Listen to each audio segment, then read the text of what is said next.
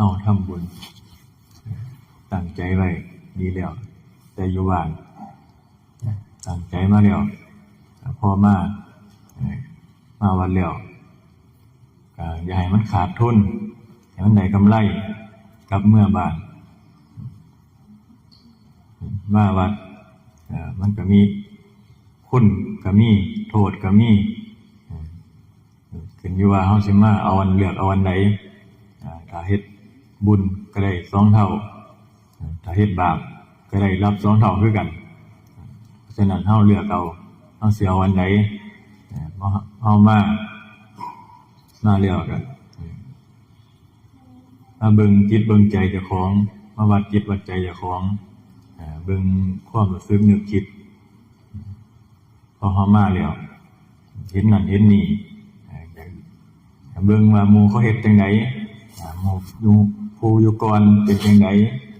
มาแล้วเบิ่งหมู่คุยหยังกันนี่คุยให้ฟังนำแหน่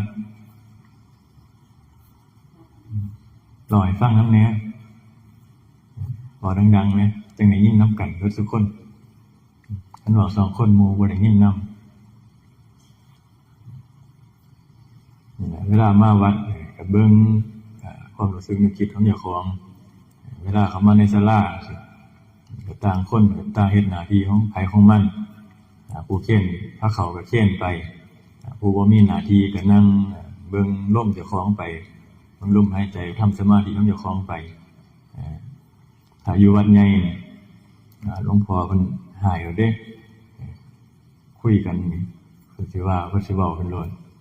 เพราะว่าหมู่คนอื่นเขามาทำความสงบเข้ามาเขาก็เบิ่งจิตเบิ่งใจของตนเองถ้าเฮาคุยกันจังซี่มันไปขวางคนอื่นเขาทำความสงบอยู่เขาเบิ่งลมหายใจจังซี่มันไปสร้างความกังวลให้เขามันเป็นบาปต่อเจ้าของนำเป็นเครื่องขวางเจ้าของเวลาทำการทำงานทำสมาธิหรือว่าเฮ็ดกิจการงานของเจ้าของจังซี่มันก็สิมาคัดคือกันเหมือนพระจุลปันทุก